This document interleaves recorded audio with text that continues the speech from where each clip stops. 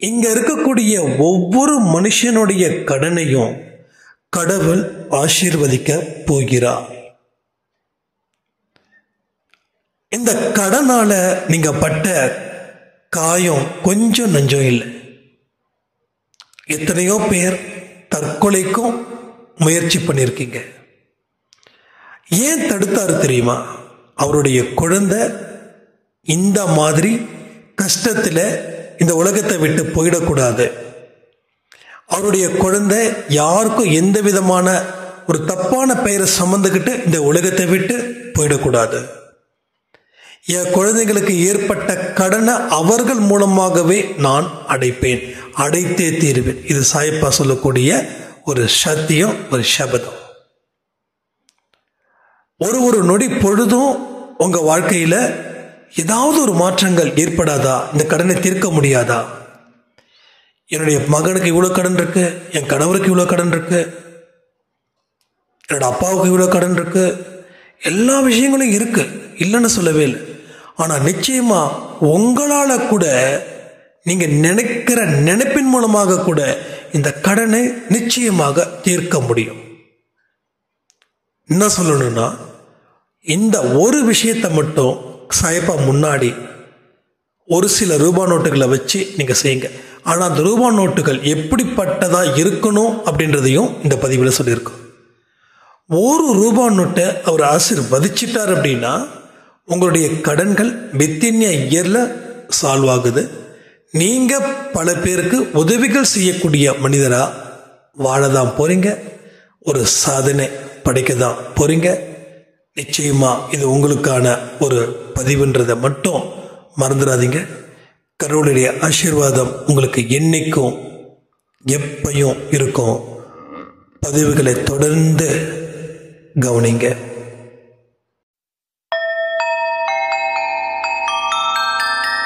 ஓம் சாயிரா சாயிரா, ஓம் சாயிரா சாயிரா, ஓம் சாயிரா சாயிரா, அன்பே சாயிரா, பேரன்பே சாயிரா, அகிலம் தளிக்க ஆத்மா விழிக்க அனுதினம் சாயிரா, எங்கள் அன்பே சாயிரா.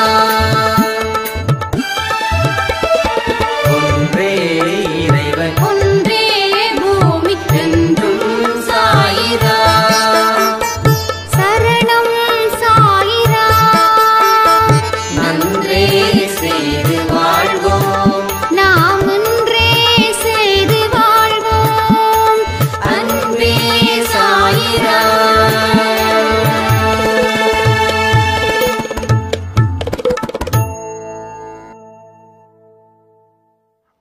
சாயிராம். என் உயிரானவர்களே, இன்னைக்கு காலையில கொடுத்த ஒரு முக்கியமான பதிவில் 1ஆம் தேதி அன்னைக்கு சாப்பாடு வைக்கலையே, ஏன் இப்படி பண்றீங்க அப்படின்னு கேள்விகள் கேட்டிருந்தோம். அதில் நிறைய பேர் நாங்கள் ரெகுலராக சாப்பாடு வச்சுட்டு தான் இருக்கோம் அப்படின்னு சொல்லியிருந்தாங்க. ரொம்ப சந்தோஷம். ஏன்னா கடவுள் நம்மளை கண்காணி இருக்கிறாரு, நம்ம செய்யக்கூடிய விஷயங்களை ஆசீர்வதிச்சுக்கிட்டு இருக்காரு. ஒரு ஆசீர்வாதமும் நமக்கு இப்போ ரொம்ப ரொம்ப தேவைப்படுது. அதனாலதான் சில விஷயங்களை நம்ம தொடர்ந்து சொல்லிக்கிட்டே இருக்கோம். இதுல நிறைய பேர் எனக்கு ஒரு 5 பேர் 6 பேர் ஐ திங்க் ஒரு 100 ரூபாய் 200 ரூபாய் அனுப்புறீங்க. நான் ஒரே விஷயம் சொல்றேன், உங்களால முடிஞ்ச அளவுக்கு நீங்க செய்யுங்க. அது நீங்க ஒருத்தவங்களுக்கு சாப்பாடு வாங்கி கொடுக்கும்போது அவங்களுடைய கண்களில் பார்க்கும்போது கடவுள் அங்க காட்சியளிப்பார். நல்லா புரிஞ்சுக்கணும். அதுக்கு தான் உங்களுடைய கைகளாலேயே நீங்க செய்யுங்க அப்படின்னு நான் சொல்றேன். இதுதான் நமக்கு முக்கியமான ஒரு விஷயம். நம்மளை விட கஷ்டப்படுறவங்க கோடி பேர் இருக்கிறாங்க. நமக்கு கடவுள் சிறப்பான ஒரு வாழ்க்கையை கொடுத்திருக்காரு. அதுக்கு நாம கடவுளுக்கு நன்றி சொல்லணுன்றதுக்காக தான் உங்க கையாலேயே அந்த உதவிகளை உங்களுக்கு நான் செய்ய சொல்றேன். அதையும் மீறி என்னால் செய்ய முடியல அப்படின்னா நீங்கள் பண்ணுங்க, நோ இஷ்யூஸ். ஏன்னா நமக்கு இங்கே சான்சஸ் நிறைய இருக்கு ஹெல்ப் பண்ணுறதுக்கு. கடவுள் பெரிய வாய்ப்பை நமக்கு கொடுத்துருக்காங்க. அதனால் கூடுமானவரை நீங்கள் உங்கள் கையால் தான் அந்த உதவிகளை செய்யணும்னு நான் உங்களை ரெக்வஸ்ட் பண்ணி கேட்குறேன். ஓகேங்களா? அதை புரிஞ்சுக்கோங்க. ஸோ இன்னைக்கு முக்கியமான சப்ஜெக்டை பற்றி நம்ம பேச போகிறோம். அதில் இந்த கடன் தொல்லை ரொம்ப ஜாஸ்தி இருக்குது, கொஞ்சம் சரி பண்ணணும். இதை இப்படியே விட்டுட்டா ரொம்ப பிரச்சனையாயிடும். என்னுடைய கணவர் எங்கேயோ தப்பு பண்ணுறாருன்னு நான் நினைக்கிறேன். இஷ்டத்துக்கு கடனை வாங்கி வச்சிருக்காரு. என்னைக்கு பூதாகரமாக இது வெடிக்கும் அப்படின்னு எனக்கு தெரியல. நான் ரொம்ப பயந்து போயிருக்கேன் அப்படின்னு சில சாய்ராம் கேட்டாங்க. இது கிட்டத்தட்ட ஒரு வாரமாக இந்த இஷ்யூஸ் இருக்கு. இப்போ நான் பேசுறதால இந்த கடன் தீர்ந்துடுமா அப்படின்னு சில கேள்விகள் நீங்க எழுப்பலாம். ஒரு மனுஷனுக்கும் இன்ஃபர்மேஷன்ஸ் ரொம்ப இம்பார்ட்டன்ட். ஒரு வாழ்க்கையில இருந்து ஒரு பிரச்சனை இருக்கு, அந்த பிரச்சனையில இருந்து வெளிவருவதற்கு சில மெசேஜஸ் உங்களுக்கு கிடைச்சதுன்னா அந்த ப்ராப்ளத்தில் இருந்து நீங்க 100க்கு 100 வெளியில வந்துடலாம். அப்போ நான் பேசுறதால மட்டும் இல்லை, நான் பேசுறத நீங்க தொடர்ந்து அதை யோசிச்சு எந்தெந்த விஷயத்தை எல்லாம் செயல்படுத்த முடியுமோ அத்தனையும் செயல்படுத்தி வாழும்போது உங்களுடைய பிரச்சனைகள் அப்படின்றது 100க்கு 100 தீர்ந்துடும். ஸோ இந்த இடத்துல தான் நம்ம சரியான ஒரு விஷயத்தை கையில் எடுக்கணும். அப்போ இந்த விஷயம் பொறுத்த வரைக்கும் இன்னைக்கு ஒரு பெட்டரான ஒரு செய்தி உங்களுக்கு கிடைக்க போகுது. கடன் முதல்ல ஒவ்வொரு மனுஷனுடைய கர்மாக்களும் ஒன்று நோய்கள் மூலமா இல்லை கடன்கள் மூலமா தான் தீர்க்கப்படும். நம்ம வாழ்க்கையில சந்தோஷம் எங்க நிக்குது, எங்க துக்கம் நிக்குது, துக்கம் நின்றுகிட்டே இருக்குதா, அந்த துக்கத்தை மறுபடியும் ஓட்டி விட முடியுமா, இதெல்லாம் கர்மாக்களுடைய தாக்கத்தை அடிப்படையாக கொண்டுதான் இங்க நடக்குது. முதல்ல இந்த விஷயத்தை நீங்க ரொம்ப தெளிவா புரிஞ்சுக்கணும். எனக்கு கடன் இருக்குது அப்படின்னா நம்ம வாழ்ந்த வாழ்க்கை சரியில்லைன்னு அர்த்தம் ஆகுது. அது இல்லைன்னு சொல்லவே இல்லை. பட் அதை தாண்டின சில விஷயங்களை நம்ம செய்யாம இருக்கிறதால அது மலை போல நிக்குது இந்த கடன்கள். கர்மாவை காரணம் காட்டி சில பேர் என்ன பண்றாங்க, ஒரு சந்தோஷமான மனநிலையில வாழ்ந்துடுறாங்க. விதி அப்படின்றதையும் ஒரு பேச்சுக்கு வைக்கிறாங்க, அதுதான் வாழ்க்கை அப்படின்னும் முடிவு பண்ணிடுறாங்க. இங்க பல விஷயங்கள் மனுஷன் நினைக்கிறது சரின்னு நினைக்கிறான், அந்த இடத்துல மனுஷன் முட்டாளா நிற்கிறான். வாழ்க்கையை தோத்ததுக்கு அப்புறம்தான் மனுஷன் எவ்வளவு பெரிய ஒரு விஷயத்த அவன் தப்பா புரிஞ்சுக்கிட்டான் அப்படின்னு புரியுது. இப்போ உங்களுக்கு எவ்வளவு பெரிய கடன்கள் இருக்குதுன்றத கமெண்ட் செக்ஷன்ல கமெண்ட் பண்ணுங்க, பார்த்துடுவோம். நிச்சயமா சொல்றேன், சில வழிகளை நான் சொல்ல போறேன், அந்த வழிகளை மட்டும் ஃபாலோ பண்ணுங்க, பயப்படாதீங்க. பயம்தான் ஒரு மனுஷனுடைய வாழ்க்கையை ஒட்டு மொத்தமா கெடுக்குது. எண்ணங்கள் தான் பயத்தை ஏற்படுத்துது. அப்ப அந்த எண்ணங்களை நாம கொஞ்சம் சரி பண்ணணும். இன்னைக்கு காலையில் கொடுத்த பதிவில் கூட நம்ம ரொம்ப தெளிவாக சொல்லியிருக்கோம், எண்ணங்களை ஃபில்டர் பண்ணுங்க. ஸோ எண்ணங்களை சுத்தப்படுத்தும் போது மனசுல என்ன பொறுக்கும், நம்பிக்கை பொறுக்கும், தைரியம் பொறுக்கும். எவ்வளவு பெரிய சவால்கள் இருந்தாலும் அதை எதிர்கொள்ளக்கூடிய ஒரு மிகப்பெரிய துணிச்சலும் அது கிடைக்கும். துணிச்சல் இது வாழ்க்கைய ஒரு வெளிச்சத்தை கொடுக்கும். உங்க வந்திருக்கக்கூடிய கடன் ஜஸ்ட் 1 லட்சம் இருக்கட்டும், இல்லை 1 கோடி கூட இருக்கட்டும். நான் இந்த 1000 ரூபாய் 2000 ரூபாய் கடன் ஆச்சுன்னு பேசல. உங்களுக்கு 1 கோடி ரூபாய் கூட கடன் இருக்கட்டும். இந்த 1 கோடியை கூட நம்மால திருப்பி செலுத்த முடியும். இது எத்தனை நாள் ஆகும் அப்படின்ற கேள்விகள் உங்களுக்குள்ள ரைஸ் ஆகும். கேள்விகள் ஏன் கடன் ஆச்சுன்னு கேள்வி கேட்டால் பதில் சொல்ல மாட்டோம். எத்தனை நாள்ல இந்த கடன் முடியும் அதை சொல்லுங்க அப்படின்னு. நீங்க எத்தனை நாளுக்குள்ள நீங்க தயாராகுங்களோ அதுல இருந்து அதிகபட்சமா 1 வருஷம், ஜஸ்ட் ஒன்லி 1 இயர். இந்த 1 வருஷத்துல உங்க கடன் 1 கோடியை கூட நீங்க அடைக்க முடியும். எத்தனை பேர் நம்புறீங்க? இந்த நம்பிக்கை தான் எனக்கு இப்ப தேவைப்படுது. இந்த நம்பிக்கை இருந்தாதான் அந்த 1 கோடியை 1 வருஷத்துல தீர்க்க முடியும். லைஃப்ல நாம நம்மளை நம்புறோமோ இல்லையோ, நம்மள சில பேர் நம்புறாங்க தெரியுமா உங்களுக்கு? நல்லா யோசிச்சு பாருங்க, எத்தனை பேர் உங்களை நம்புறாங்க அப்படின்னு. கடன் கொடுத்தவன் உங்களை நம்புறான். கடன் கொடுத்துறவன் கண்டிப்பா இவன் எப்படியாவது கொடுத்துருவான் அப்படின்னு நம்புறான். ஆனால் கடன் வாங்கின நாம நம்ப மறுக்கிறோம். எப்படிடா கொடுக்க முடியும்? கொடுக்கலன்னா என்ன ஆகும்?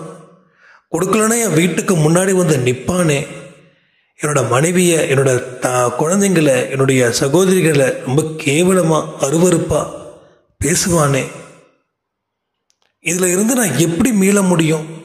வாழ்க்கைன்றது நினைச்சா பயமா இருக்கு. கிடுகிடுன்னு இருக்குது. எங்கேயாவது கிணறு இருக்குதா, அந்த கிணத்துக்குள்ள போய் சாவலான்னு பார்த்தா ஊர்ல இருக்கிற அத்தனை கிணறையும் மூடிட்டாங்க. வேற என்னென்ன வழியெல்லாம் இருக்குது, கூகுளில் போய் சர்ச் பண்ணா எல்லாமே பயமா இருக்கு. ரயில்வே ட்ராக்ல போலாமா? அது ரொம்ப கஷ்டம். வாழவும் முடியல, சாவவும் முடியல.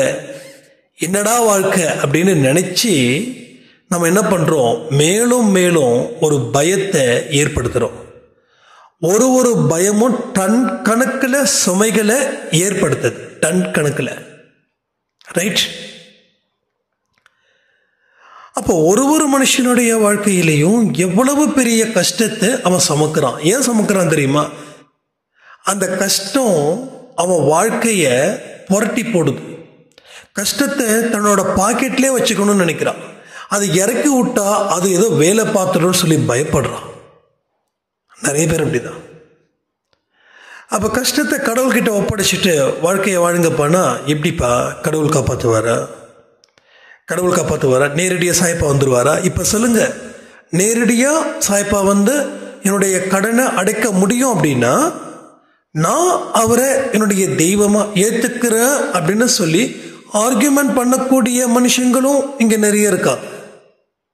அதாவது இவர் வாங்கின காசுக்கு, இவர் வாங்கின கடனுக்கு கடவுள்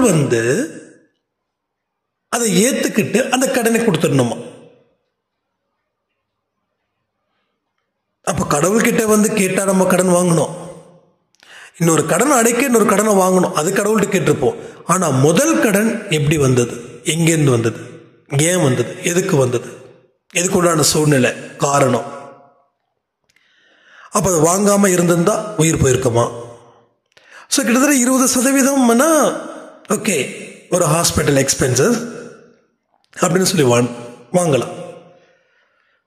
ஆனா மீதி இருக்கக்கூடிய 80% லைஃப் ஸ்டைல், ஒரு தப்பான வாழ்க்கையா ஃப்ரேம் பண்றோம், ஒரு தப்பான வாழ்க்கையா வாழ்கிறோம்.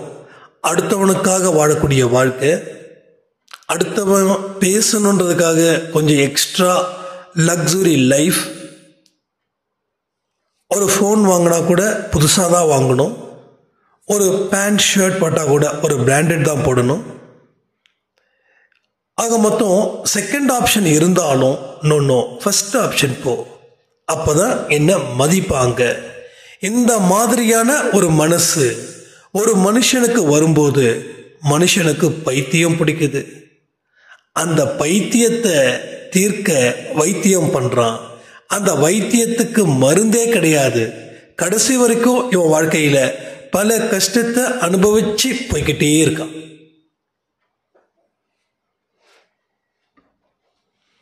அப்போ இந்த கடனை ரெடியூஸ் பண்ணணும். ஃபர்ஸ்ட் திங், எஸ், இது ரெடியூஸ் பண்ணா வாழ்க்கையில சந்தோஷமா இருப்பீங்களா?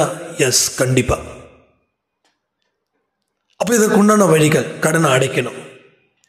கடனை எப்படி அடைக்க முடியும்? வருமானம். வருமானத்துக்கு என்ன பண்ணணும்? தொழில். தொழிலை எப்படி செய்யணும்? இதுக்கு முன்னாடி எப்படி செஞ்சோமோ அப்படி செய்யக்கூடாது. ஏன்னா எதை செய்யணும் எதை செய்யக்கூடாதுன்னு உங்களோட பாஸ்ட் லைஃப் முடிவு பண்ணியிருக்கு. பாஸ்ட் லைஃப் ஒவ்வொரு மனுஷனுக்கும் ரொம்ப ரோல் மாடல். அவங்க experience is a really hero.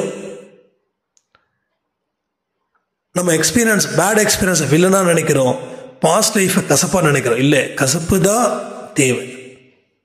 So past லைஃப்பில் நான் என்ன கொடுத்துருக்கேன், என்ன செஞ்சுருக்கேன், அதை ப்ரெசண்ட்டில் நான் என்ன பண்ணணும், அதை பேஸ் பண்ணி என்னோடய ஃபியூச்சரை எப்படி டிசைட் பண்ணணும்.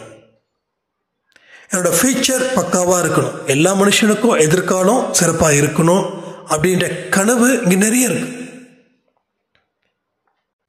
ஸோ எக்கச்சக்கமாக இருக்கு. எக்ஸ்பீரியன்ஸ்ட். நேற்று என்ன நடந்த ஒரு எக்ஸ்பீரியன்ஸ், எஸ், இன்னைக்கு எனக்கு அது வரும். மண்ணுக்கு உரம் எப்படியோ என் லைஃபுக்கு பாஸ்ட் லைஃப்பில் கிடைக்கக்கூடிய ஒரு எக்ஸ்பீரியன்ஸ் இஸ் அ பெஸ்ட் உரம். அது இல்லாமல் I can't breathe, I can't lead my life, I can't solve any issues.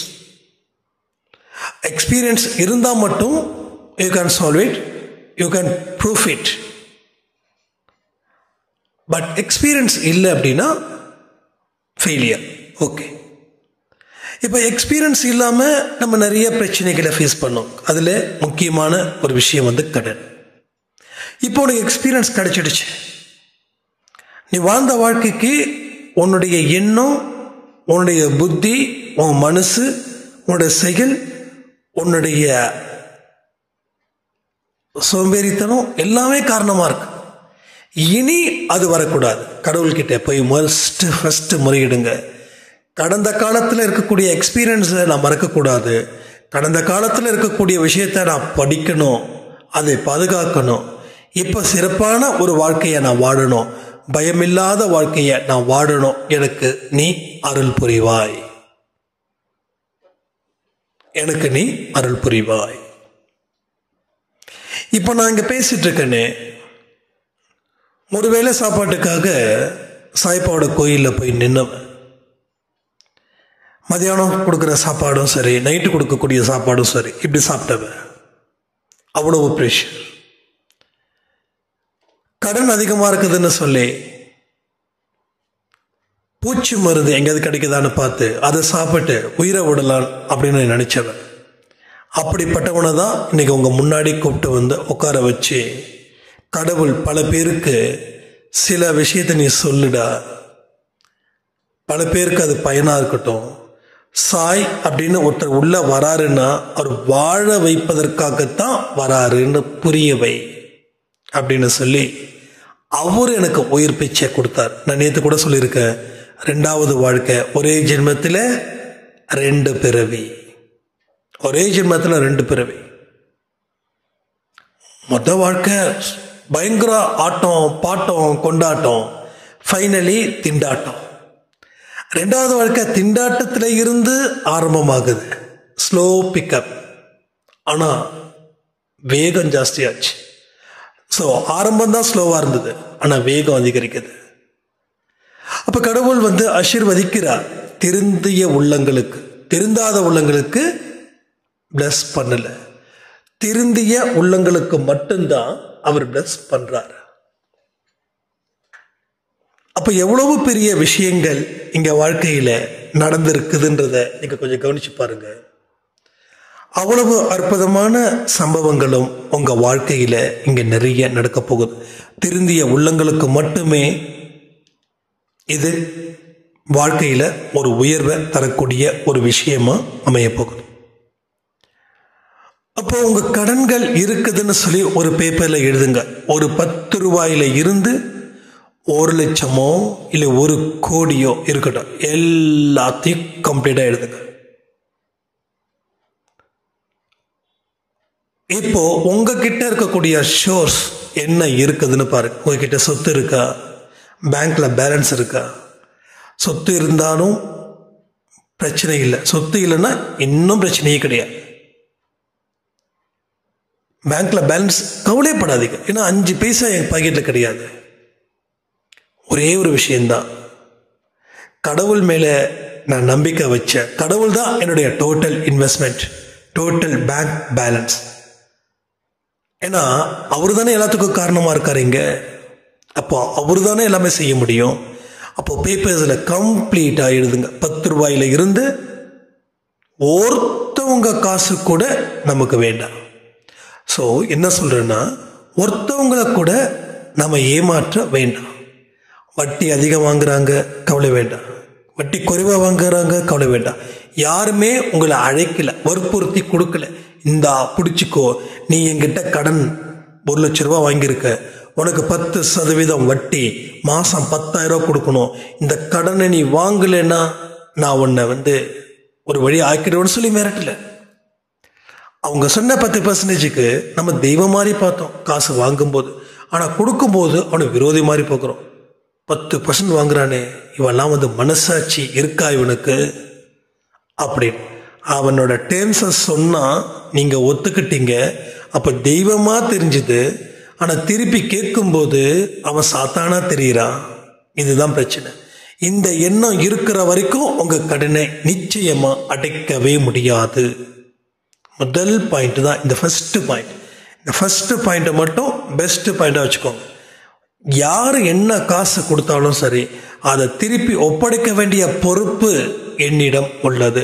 நான் சொல்றதெல்லாம் ஒரு பேப்பர் எழுதிக்கோங்க. அதுக்கப்புறமா கமெண்ட் செக்ஷன்ல கமெண்ட் பண்ணுங்க. 2வது பாயிண்ட், எது முதல்ல கடனை அடைக்கலாம், அடைப்பதற்கு உண்டான வழிகள், திருப்பி ஒரு புது கடனை வாங்கக்கூடாதுன்ற தீர்மானம். 3வது, அதாவது 2வது பாயிண்ட் வரக்கூடிய 3வது, உழைப்பின் மூலமாகவே உயர்வை பெற முடியும். இந்த உழைப்பினால மட்டும்தான் கடவுள் என்னை ஆசீர்வதிக்க முடியும். அவர் ஆசீர்வதிச்சாதான் எனக்கு வருமானம் பெருகும், வருமானம் பெருகுனாதான் என் கடனை அடைக்க முடியும். இது 2வது பாயிண்ட்ல இருக்கக்கூடிய பாயிண்ட்ஸ். ரைட்? ஏன்னா உங்களுக்கு கன்ஃபியூஷன் இல்லையே? கன்ஃபியூஷன் இருந்துச்சுன்னா சொல்லுங்க, கிளியர் பண்ணிடலாம். ஸோ 3rd பாயிண்ட், கடவுள் மீது, கடவுள் முன் அமர்ந்து கடவுள் மீது நம்பிக்கை வைக்கணும். இப்போ உங்களுடைய தொழிலையும் உங்க வருமானத்தையும் உங்க குடும்பத்தையும் அவர் ஆசீர்வதிக்கிறார். அவர் என்ன பண்றாரு? ஆசீர்வதிக்கிறார். இங்க இருக்கக்கூடிய கடன்களை ஒத்த ரூபா கூட பாக்கி இல்லாம கட்டுவதற்கு மிகப்பெரிய வாய்ப்புகளை அவர் கொடுக்கிறாரு. அது கொடுத்ததுக்காக நன்றி நன்றி நன்றி. ரொம்ப பிடிச்ச ஒரு நல்ல வார்த்தை என்ன தெரியுமா? கடவுளுக்கு நன்றிகளை செலுத்திக்கிட்டே இருக்கணும். காணிக்கை செலுத்துறதை தாண்டி நன்றியை செலுத்துங்க. கோயில் உண்டியல்ல காணிக்க போறதுக்கு பதிலா அடுத்தவங்க பசிய நிரப்புங்க. கடவுள் கேட்கிற ஒரே ஒரு விஷயம் அது ஒண்ணுதான்.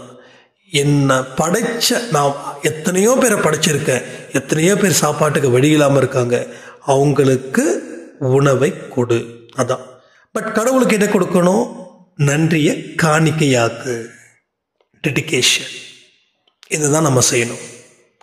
அப்போ 3வது பாயிண்ட்ல கடவுள் மேல நம்பிக்கை வைக்கிறீங்க, கடவுள் உங்களை ஆசீர்வதிக்கிறதா நினைக்கிறீங்க. உங்க கைகளையும் உங்க வருமானத்தையும் உங்க தொழிலையும் உங்க அறிவையும் உங்க புத்தியையும் உங்க மனசையும் உங்க எண்ணங்களையும் அவர் தொடர்ந்து ஆசீர்வதிக்கிறார். அப்படி ஆசீர்வதிக்கப்பட்டதற்காக நன்றி அப்படின்னு சொல்லி சாய்ப்பாக்கிட்டு வணங்குங்க. ஸோ அந்த 3 விஷயம் உங்களுக்குள்ள நடக்கிறது. இப்ப வரக்கூடிய விஷயம்தான் இதுதான் பல பேர் பயந்து ஒதுங்கி நிற்கிறது. ரைட்டா? ரொம்ப ரொம்ப இம்பார்ட்டன்ட். 4வது பாயிண்ட், உங்களுக்கு கடனை கொடுத்துருக்காங்கல்ல, அவங்க குடும்பத்துக்காக ப்ரே பண்ணுங்க. என்னுடைய கடனை அவங்கக்கிட்ட நான் திருப்பி கொடுத்துருவேன் சாயப்பா, அவங்க நல்லா இருக்கணும் அப்படின்னு சொல்லி ப்ரே பண்ணணும். அடுத்தது, அவங்கக்கிட்ட நீங்கள் நேரடியாக போய் பேசணும். இந்த இடத்துல தான் நம்ம மனுஷங்க 100ல் ஓடுறாங்க. என்னது, நேரடியாக பேசணுமா? அவங்க எங்கள் வீட்டுக்கு முன்னாடி வந்து பேசின வார்த்தை இருக்கே, அதை கேட்டால்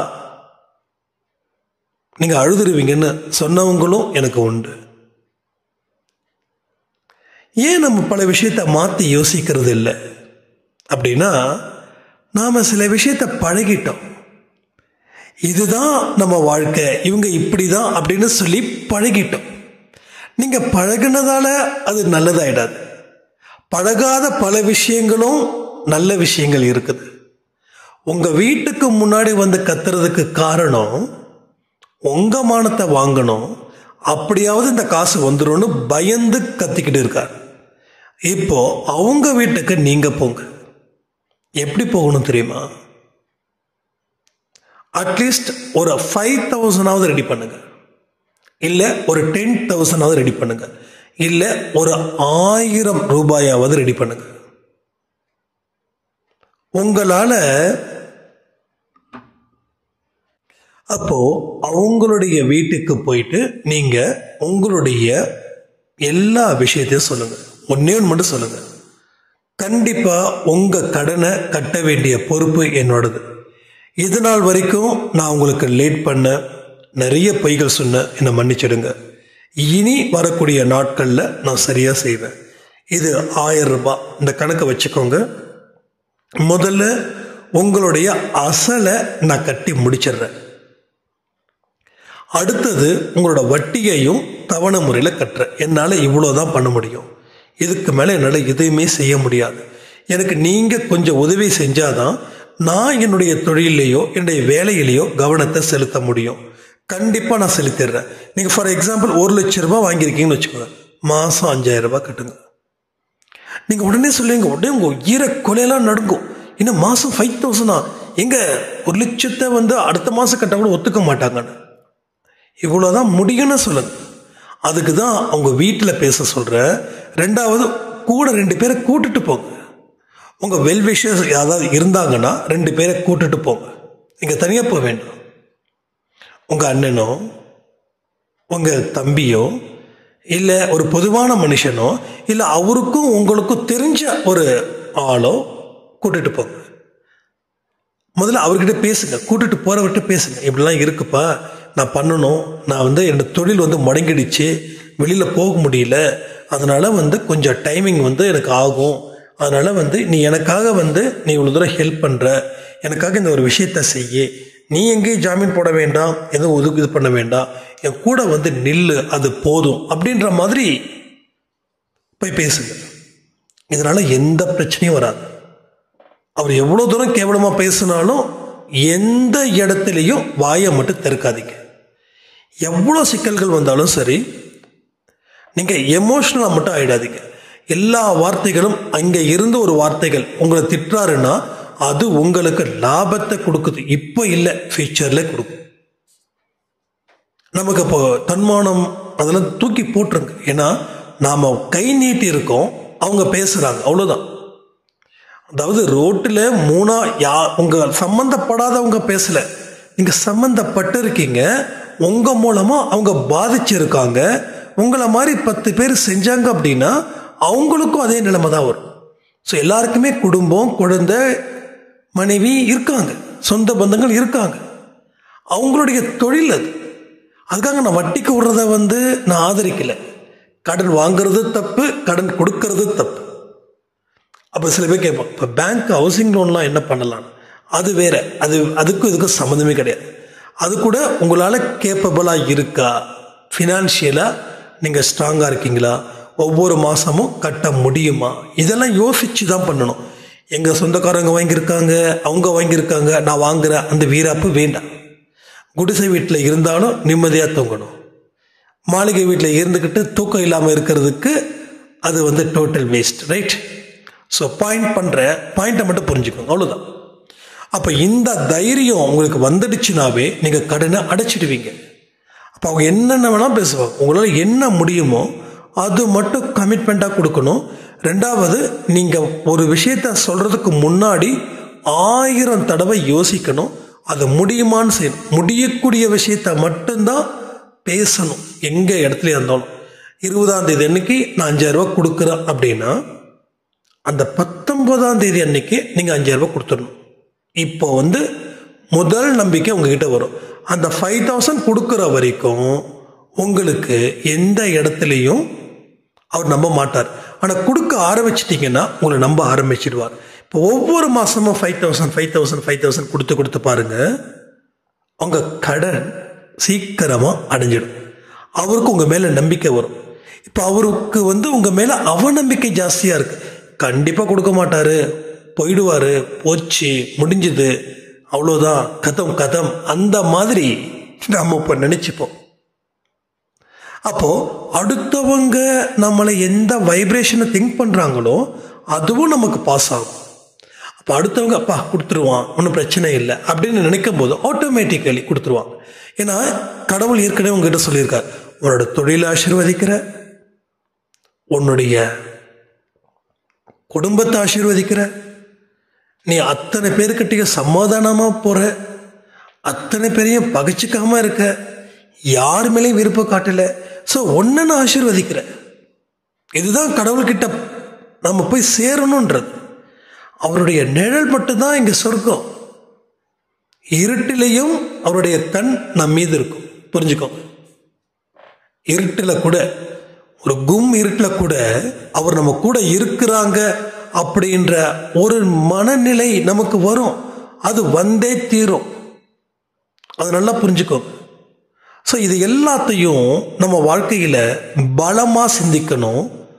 ஒரு பலமான வழிகளை கடவுள் ஏற்படுத்த போகிறார் அப்படின்ற ஒரு விஷயத்தையும் புரிஞ்சுக்கணும். யாருக்கிட்ட கடன் வாங்கினாலும் சரி, அந்த கடனை இந்த நிமிஷத்தில் இருந்து அடைக்க முயற்சிகள் செய்யுங்க. ஒரு 100 ரூபா கூட இருக்கட்டும், கணக்கில் வச்சுக்கோங்க. ஒரு 500 இருக்கட்டும், கணக்கில் வச்சுக்கோங்க. ஒரு 1000 கணக்கில் வச்சுக்கோங்க. சொல்லுங்க, செய்யுங்க. இது தீர்க்க வேண்டிய காலம். இப்போ நான் எப்படி பேசுறது, நான் எப்படி கொடுக்க சொல்ல, ஒரு 10 ரூபா எஸ் கொடுங்க. உங்ககிட்ட யாராவது கேட்காம கூட கொஞ்சம் அப்படியே மரியாதை கூட வச்சிருப்பாங்க. ஆனால் உங்களுக்கு தெரியும், சரி பரவாயில்ல இருக்கட்டும், பொறுமையாக கொடுக்கட்டும்னு அவங்க கிட்ட கூட கொடுங்க. ஏன்னா ஒருத்தவங்களுடைய காசு கூட நமக்கு வேண்டாம். ஒருத்தவங்க அதான் சொல்றேன், 1 ரூபா கூட வேண்டாம், அந்த 1 ரூபா கூட. இதுதான் உங்களுக்கு பெரிய பிரச்சனையாக இருக்கும். அடுத்தவங்க உங்களுக்கு கேட்குறாங்க, கேட்கல, நல்ல மனசு, ஓகே சந்தோஷம், ஹாப்பியாக இருக்கட்டும், ஏதோ கொஞ்சம் கஷ்டப்படுறாங்க, வேண்டாம், அவங்க காசு. நாம் உழைக்கிறோம், நம்ம மனுஷன் கைகள் கால்கள் ஆசீர்வதிக்கப்பட்டது, ரைட்டா? அதனால் கொடுத்துருவோம். இந்தாங்க, நீங்கள் இவ்வளோ நாள் பொறுமையாக இருந்ததுக்கு ரொம்ப நன்றி, இந்தாங்க ஒரு 1000 ரூபாய் ஒவ்வொரு மாதமும் இந்த தேதியில் நான் கொடுத்துட்றேன், ஓகேவா? ஒரு 10,000 நீங்கள் வாங்கினா கூட மாதம் 1000 ரூபாய், 10 மாதம் நீங்கள் ஃப்ரீ. ஸோ கடன் ஒரு இடத்துல இருக்கிறது பெரிய சாபம். 100% சொல்கிறேன், சாபம். அது அந்த சாபம் என்ன பண்ணுது, வாழ்க்கையை முழுக்க முழுக்க அழிச்சிடுது. அந்த சாபத்தால் தான் நமக்கு பல விஷயங்கள் நடக்கலை. அப்போ இந்த மாதிரியான மனநிலை உங்களுக்கு இருக்க இருக்க உங்கள் கடன்கள் குறைய ஆரம்பிச்சுக்கிட்டே இருக்கும். அப்போது இன்னைக்கு இவர்கிட்ட 5000 ரூபாய் கொடுத்தோம், அதுக்கு அடுத்த மாதம் அவரை சர்ப்ரைஸ் பண்ணுறதுக்கு 10,000 கொடுக்கலாம். அதுக்கு அடுத்த மாதம் நீங்கள் 5000 கொடுக்கலாம். இல்லைங்க கொஞ்சம் எக்ஸ்ட்ரா வந்தது அதனால் 10,000 ரூபாய் அப்படின்னும் போது உங்கள் மேலே ஒரு மதிப்பு, உங்கள் மேலே ஒரு மரியாதை பெரிய அளவில் உங்களுக்கு கிடைக்கும்.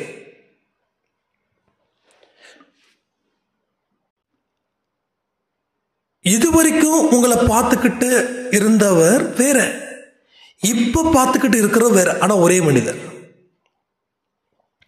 இதுவரைக்கும் வேற ஒரு எண்ணத்தின் அடிப்படையில் உங்களை பார்த்தாங்க, இப்போ அதே மனிதர் இன்னொரு எண்ணத்தின் மூலமா பார்க்கிறார். இவெல்லாம் கொடுக்க மாட்டான், இவன்லாம் ரொம்ப ரிஸ்க்கு அப்படின்னு சொன்னவன் அவருங்களா நல்ல மனுஷங்க, ஆனால் பாவம் அவரால் முடியல ஒரு ஸ்டேஜில். அதுக்கப்புறம் ஒரு நேரடியாக இப்படிலாம் சொன்னார், அதனால் எனக்கு ரொம்ப சந்தோஷமாக இருந்தது. இப்போ அத்தனை கடன்களை கட்டிட்டார், நல்ல மனுஷங்க அப்படின்னு சொல்லி பாராட்டு. அப்போ ஐயோ அவருக்கு மட்டும் ரொம்ப ரிஸ்க்குங்க, மோசமானவர் அவர் அப்படிதான், அவர் பயங்கரமா ஃப்ராட்தனம் பண்றவர், அவரெல்லாம் நம்பாதீங்க, அவரெல்லாம் யாருமே நம்ப மாட்டாங்க, நீங்க ஏன் நம்புறீங்க, நீங்க ஏன் நம்பி கொடுத்தீங்க அப்படின்ற ஒரு வைப்ரேஷன், ஒரு பேட் வைப்ரேஷன் நமக்குள்ளே வரவே கூடாது. இதுக்காகவா நம்ம அம்மா அப்பா நம்மளை பெற்றாங்க? இதுக்காகவா கடவுள் நம்ம இந்த ஜென்மத்தை கொடுத்தாரு? இதுக்காகவா மனுஷனா பிறந்தாங்க? 5 அறிவு கொண்ட விலங்குகளுக்கே அறிவு இருக்குது. அப்போ 6 அறிவு கொண்ட மனிதனுக்கு எவ்வளோ பெரிய அறிவை கடவுள் கொடுத்துருக்காரு, யோசிக்கிற புத்தியை கொடுத்துருக்காரு. எது நல்லது எது கெட்டதுன்னு பிரித்து பார்க்கக்கூடிய குணத்தை கொடுத்துருக்காரு. உன்னால முடியும் அப்படின்னு என்ன வேணாலும் செய்யலாம். மற்ற 5 அறிவு இருக்கக்கூடிய உயிரினத்துக்கு எங்கேயாவது நடக்குது, இந்த வாய்ப்புகள் இருக்கு. அவ்வை சொன்ன மாதிரி தான், அரிது அரிது மானிடராய் பிறப்பது அரிதுன்னு சொல்லிட்டார். நாம இந்த மனுஷ பிறவியை சரியா பயன்படுத்திக்கல. ரைட்டா? இந்த மனிதன் எனக்கும் ஒரு ஸ்டேஜில் கடவுள் ஏண்டா என்ன மனுஷனா படைச்சாருன்னு தோணுச்சு. கடவுள் எனக்கு முட்டாளா இருந்தார், நான் அறிவாளியா இருந்தேன். இப்போ நான் முட்டாளா இருக்க, கடவுள் அறிவாளியா இருக்கு. கடவுள் அறிவு வச்சுதான் படைச்சிருக்காரு, ஆனா அந்த அறிவை நம்ம பயன்படுத்திக்கல, அதனால நம்ம முட்டாளா மாறும். அதனாலதான் ரோட்ல போறவன் வந்தவெல்லாம் நமக்கு நாட்டாமத்தனை பண்றான். கரெக்டு தானே? நம்ம வயசுல சின்னதா இருக்கிறவங்க கூட நமக்கு புத்திமதி சொல்லுவோம், என்னப்பா இப்படி பண்றீங்க, என்னப்பா இப்படி. நம்ம குழந்தைங்களும் நமக்கு புத்திமதி சொல்லுவோம், என்னப்பா இப்படிலாம் பண்றீங்க அப்படின்னு. அது நம்ம தாங்கிக்க முடியாது. ரோட்ல ஒருத்தன் அடிச்சா கூட தாங்கிக்கலாம், ஆனா நம்ம குழந்தைங்க நம்மளை கேள்வி கேட்டாங்கன்னா தாங்கிக்க முடியாது. ஏன்னா அந்த அளவுக்கு நம்ம மைண்ட்ல அவ்வளோ ஒரு கஷ்டங்கள் இருக்கு. ஸோ இதெல்லாம் யோசிச்சு பாருங்க, இதெல்லாம் தீர்க்கவே முடியாதா? அதாவது கடவுள் ஒரு விஷயத்த சொல்றாரு, ஒரு பிரச்சனை இருக்குதுன்னா அந்த பிரச்சனைக்கு உள்ளேயே அதற்கு உண்டான தீர்வுகளும் வச்சிருக்கின்றார். அதுக்கு உண்டான தீர்வு அந்த ப்ராப்ளத்துக்குள்ளே இருக்கு. அப்ப எங்க தேடுறோமோ அங்க தேடுனா அது கிடைச்சிடும். தேடக்கூடாத இடத்துல தேடிக்கிட்டு இருந்ததுன்னா அது கிடைக்காது. இப்ப ப்ராப்ளம் சால்வ் ஆகாம இருப்பதற்கு காரணமே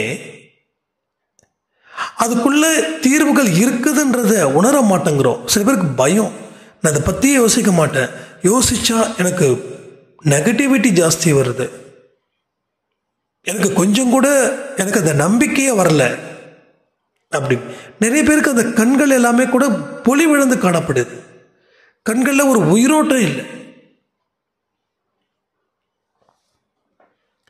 ஸோ எந்த அளவுக்கு நம்ம ஆழமா நம்மால நம்ம பாதிக்கப்பட்டிருக்கோம் பாருங்க. பிறரால நம்ம பாதிக்கப்படவே இல்லை.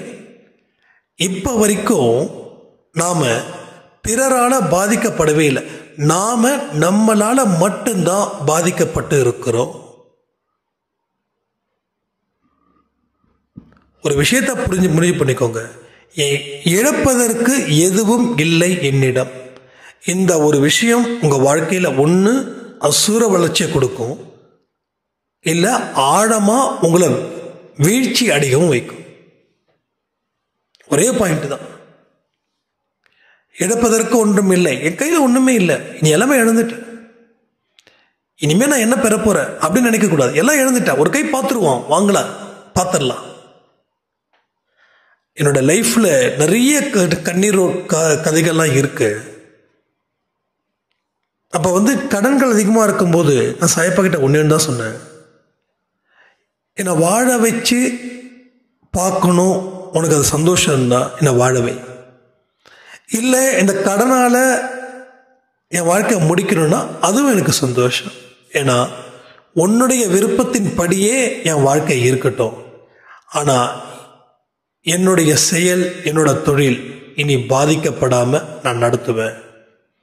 அதற்குண்டான அறிவையும் ஆற்றலையும் நான் கண்டுபிடிச்சு அதை உன்கிட்ட எடுத்து நிறுத்துறேன், அதை நீ ஆசீர்வாதம் பண்ண. அதாவது நாம தான் கடவுள்கிட்ட போய் நிறுத்தணும் சில விஷயங்களை. எதுவுமே இல்லாம ஒரு ஆசீர்வாதம் பண்ண மாட்டார், சான்ஸே கிடையாது. எதுவுமே பண்ணாம ஏதாவது ஒரு துருப்பு இருக்கணும், ஏதாவது ஒரு பிடிப்பு இருக்கணும், ஏதாவது ஒன்று செய்யணும். ஜஸ்ட் ப்ரூஃப் பண்ணுங்க. அதான் நான் சொல்றேனே, ஜஸ்ட் ஒரு 1000 ரூபாய் ரெடி பண்ணுங்க, ஒரு 2000 ரெடி பண்ணுங்க. அந்த 2000 கடவுள்கிட்ட ப்ரே பண்ணுங்க. சாய்ப்பா, இந்த கடனை அடைக்கிறதுக்கு உண்டான சிறப்பான நேரம் இதை நான் ஆசீர்வாதம் பண்ண. நான் இதை உழைச்சி கொடுத்தது, இன்னொருத்தங்கிட்ட கடன் வாங்கி அந்த கடனை அடைக்கல, இது நான் உழைச்சது. அப்போ உழைங்க, உழைச்சி ஒரு 100 ரூபாய் எடுங்க. அந்த 100 ரூபாய் ஆசீர்வதிக்கப்படுவார் கடவுள். உழைச்சி வரக்கூடிய காசு தான் இங்கே நிற்குமே தவிர அடுத்தவங்க கிட்ட இருந்து கடனை வாங்கி அடைக்கிற எந்த காசு நிற்காது. கடன் மேலும் கடனை அதிகரிக்கும். இதெல்லாம் புரிஞ்சுக்கும் போது பல விஷயங்களை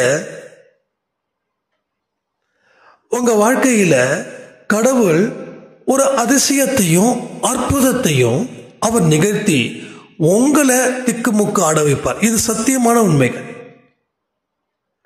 ஸோ ஒரு பலமான ஒரு ஸ்ட்ராட்டஜி நம்ம இங்கே உருவாக்குறோம். கடவுளோட துணை கொண்டு என்னுடைய முயற்சியையும் என்னுடைய உழைப்பையும் நான் வீணாக்க மாட்டேன். உங்களால் சொல்ல முடியுமா? சொல்ல முடிஞ்சிட்டா நீங்க கெத்து. ஸோ ஒரு அழகான, ஒரு அற்புதமான, ஒரு செம்மையான ஒரு வாழ்க்கையை உங்களால் வாழ்ந்து சாதிக்க முடியும்னு சொல்லி, உங்களுடைய அத்தனை பேர்களுடைய கடன்களையும் கடவுள் உங்களுடைய அறிவை கொண்டும் உங்கள் பலத்தை கொண்டும் தீர்ப்பார்ன்ற நம்பிக்கையோட பிரார்த்தனை செஞ்சுக்கிட்டும் இந்த பதிவை நான் முடிக்கிறேன். ஜெய் சாய்ராம்.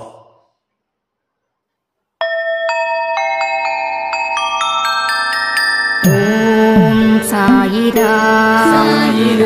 ஓம் சாயிராம்.